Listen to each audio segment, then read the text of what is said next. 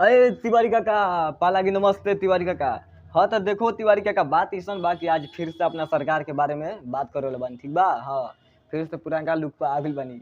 विनोद, का हाल बा? उम्मीद बा कि सब बढ़िया होगी। और आज देखो विनोद, बात ऐसा बा कि आज अपन सरकार के मतलब देखला नहीं गाना, ठीक बा।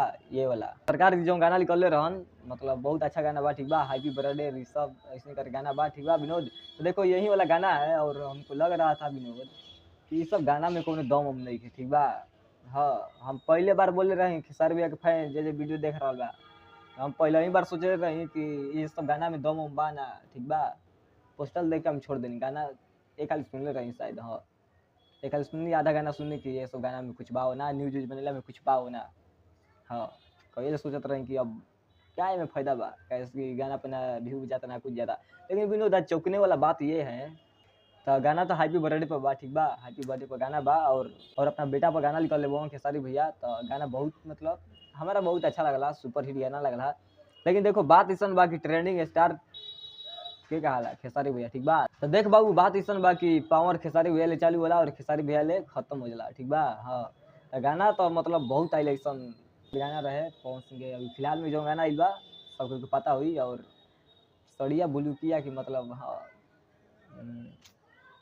सड़िया बुलुकिया शायद ऐसे ही गाना बढ़िया, ठीक बा। हाँ, जो पवन सिंह गाना ऊपर देखा जाओ तो अभी यही हाल है विनोद, ठीक है।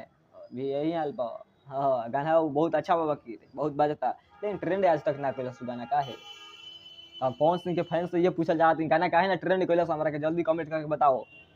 और अभी जाकर देखो खेसारी भैया का अपना देखो 15 नंबर ट्रेंड कर रहा है 2 दिन में, मात्र 2 दिन में। हाँ विनोद, 2 दिन में 15 नंबर ट्रेंड। होश उड़ गया, ठीक बा। होश उड़ गया हमारा कि होइसे होला। खेसारी भैया हाथ जोड़ी बा कि इसने गाना लेकर आवत रहा। और चौंकने वाला बात यह है कि कितना गाना आया खेसारी भैया का, भी शायद 2-4 गाना फिलहाल में आई, ठीक बा।